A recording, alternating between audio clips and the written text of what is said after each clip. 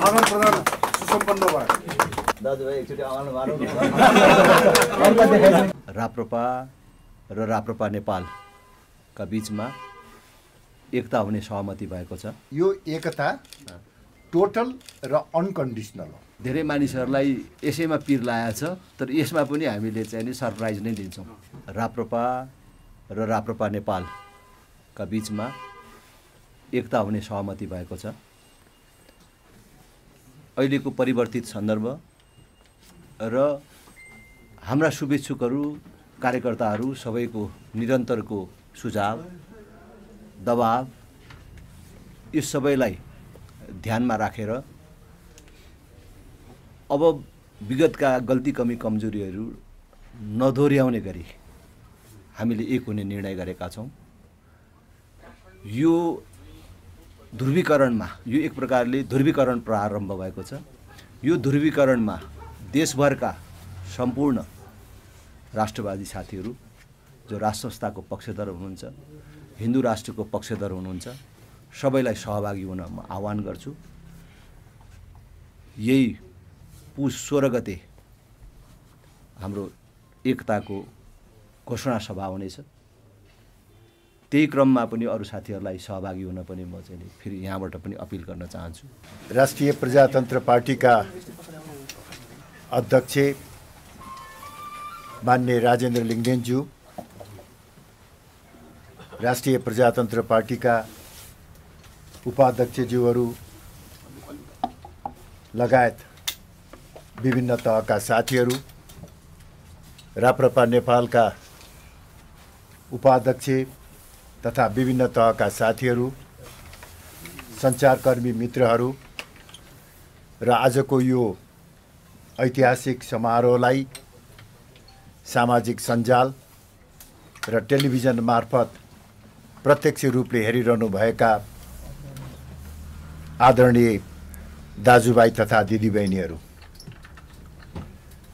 आजको दिन नेपालको राष्ट्रिय राजनीतिमा एउटा महत्त्वपूर्ण कोसेढुङ्गाको रूपमा रहनेछ। मेरो निम्ति व्यक्तिगत रूपले यो अत्यन्तै खुसी र उत्साहको दिन हो। करिब 3 वर्षपछि म फेरि आफ्नो घर फर्किराखेको छु। मेरो साथमा सिङ्गो राप्रपा नेपालमा एकीकृत हुने निर्णय गरेर आज हामी यहाँ आएका छौँ। समय अत्यन्तै बलवान हुन्छ। समय र परिस्थितिले हामीलाई डोराइरहेको हुन्छ र आजको यो राप्रपा र राप्रपा नेपाल बीचको एकता पनि समयको माग हो। समयको यो माग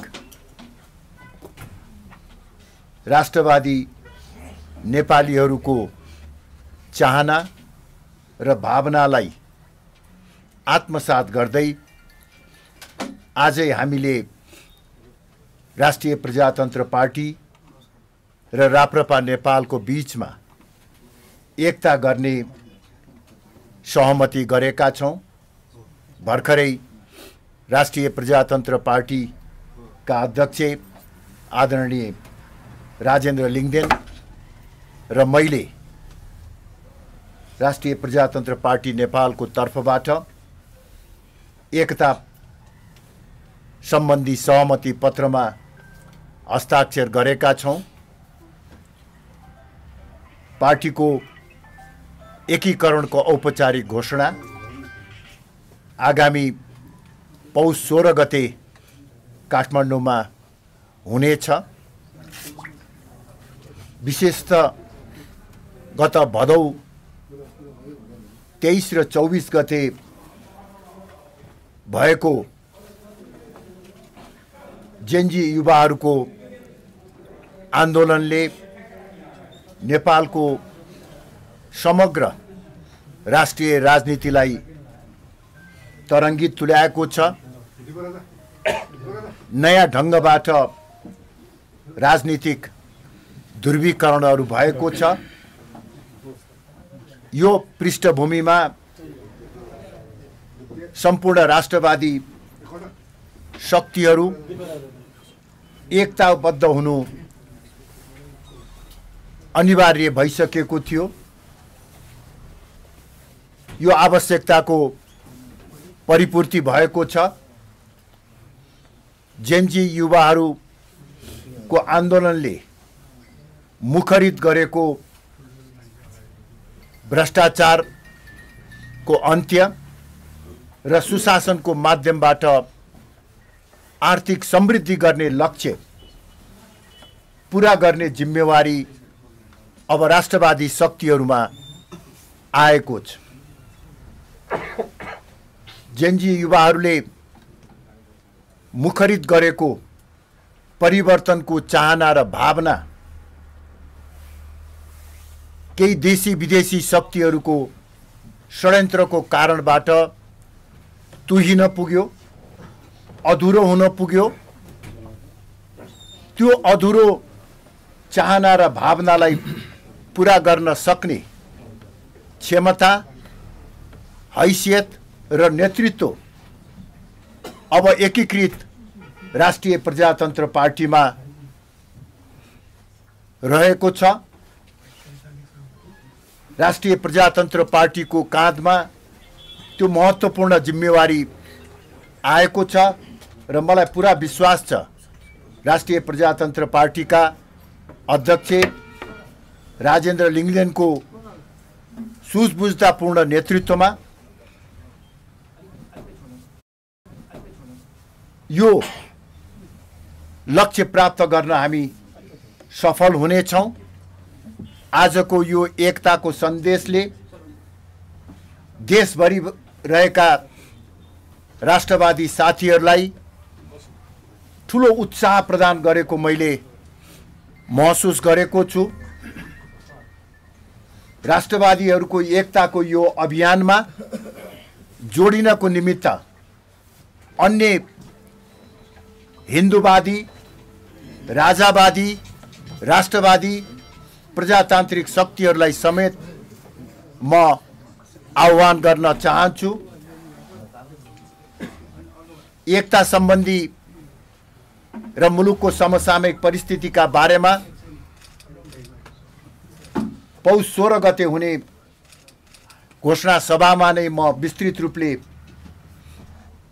आफ्नो विचारहरू राख्नेछु। अहिले भने म यो एकतालाई टुङ्गोमा पुर्याउनको निमित्त निर्णायक भूमिका खेल्नुहुने राष्ट्रिय प्रजातन्त्र पार्टीका अध्यक्ष राजेन्द्र लिङ्गदेन, यस पार्टीका आदरणीय नेताहरू लोकेन्द्र बहादुर चन्द, पशुपति शमशेर राणा, डाक्टर प्रकाश चन्द्र लोहनी प्रति म आभार व्यक्त गर्न चाहन्छु र अत्यन्तै धैर्यताका साथ आजको अवस्थासम्म ल्याइ पुर्याउनको निमित्त योगदान गर्नुहुने दुवै वार्ता टोलीका साथीहरू, राष्ट्रिय प्रजातन्त्र पार्टीका वार्ता टोलीका संयोजक उपाध्यक्ष बुद्धिमान तामाङ र सदस्यहरू उपाध्यक्ष विक्रम पाण्डे र ध्रुव प्रधानलाई पनि म धन्यवाद दिन चाहन्छु।